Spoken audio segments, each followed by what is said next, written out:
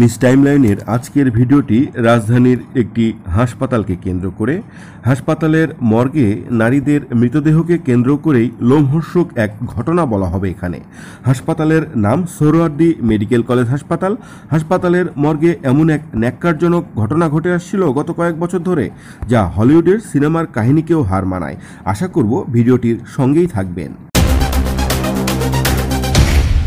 মুন্না ভগত, যার বয়স 20 বছরের মতো, মামার সঙ্গে সহযোগী হিসেবে মর্গে কাজ করতেন, কিন্তু জঘন্যতম এক অপরাধের অভিযোগে তাকে গ্রেফতার করেছে পুলিশের অপরাধ তদন্ত বিভাগ সিআইডি। তার বিরুদ্ধে অভিযোগ মর্গে থাকা নারী মৃতদের ধর্ষণ করা।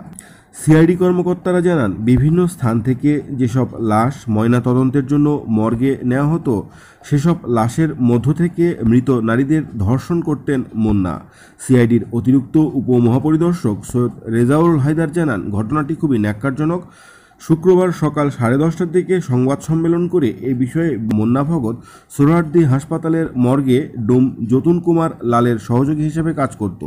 2-3 বছর ধরে তিনি মর্গে থাকা মৃত নারীদের ধর্ষণ করে আসছিল। সম্প্রতি এমন একটি অভিযোগ পেয়ে মুন্নার বিষয়ে অনুসন্ধান শুরু করে সিআইডি।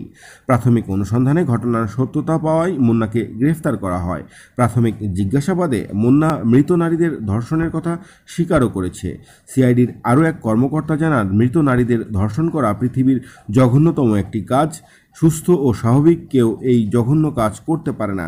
গ্রেফতার ওই তরুণ মুন্না বিকৃত মানসিকতার, তা না হলে এমন কাজ তার করার কথা নয়।